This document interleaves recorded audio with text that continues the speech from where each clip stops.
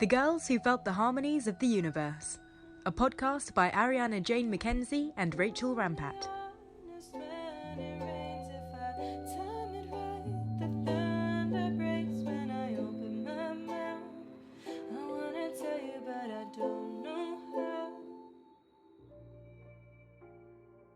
Two in the morning.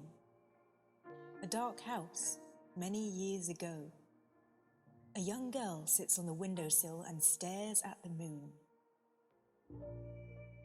The moon stares back and whispers soft lullabies and melancholy melodies that push and pull at the girl's heart like the tides. Her heart is lost to the heavenly light in that moment, and every night from that night she scans the skies for her beloved. Every glimpse of the moon causes a flurry of emotions within her, and she feels both at peace and full of restlessness. The stars hum softly to her on moonless nights, and she finds comfort in their design, yet she always turns back to her true love. The distance threatens to shatter her soul. I wanna love you, but I don't know how. I don't know how. I wanna love you, but I don't know how. I don't know how.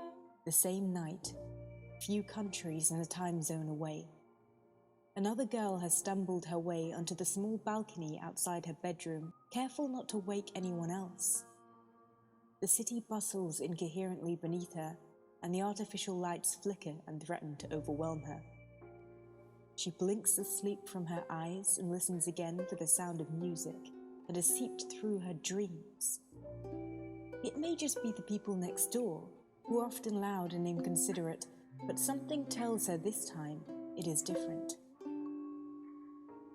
Her eyes scan the horizon and the music returns, stirring something new within her. Suddenly she looks up, and even through the smog and the city lights, she sees them. The stars and the planets fill the sky and wink at her mischievously.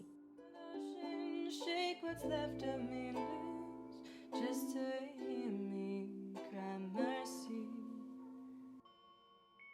As the music grows to a crescendo, all the celestial bodies sing at once, yet somehow remaining in harmony.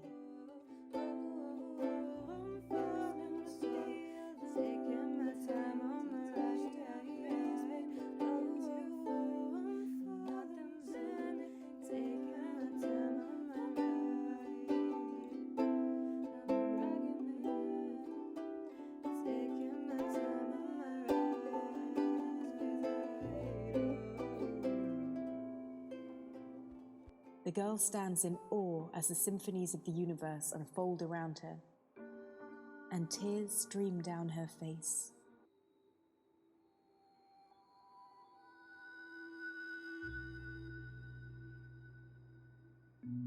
Five in the afternoon, a field of soft grass, many years later.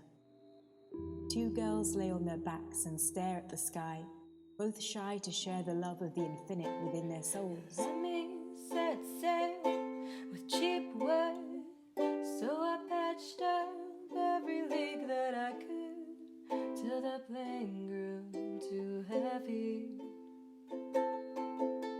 Stitch by stitch I tear apart. If brokenness is a form of art, I must be poster child, prodigy. Then a streak left from the passage of an airplane catches their eye, and they follow it eagerly. "I wish that were me," says one. "Me too," comes the reply. They look at each other, and in that moment they know two celestial spirits have found each other.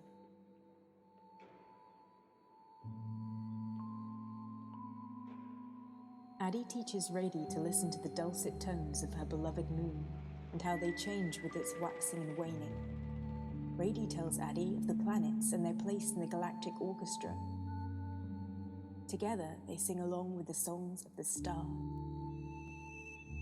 Every night they dream of finding a way to be caught in the middle of it all.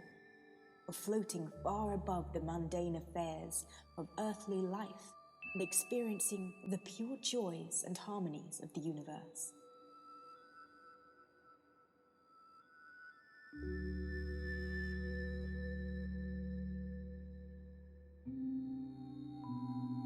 A few years later, a small, seemingly insignificant ring comes into Addy's possession. It wraps around her finger in the form of tentacles, and she treasures it.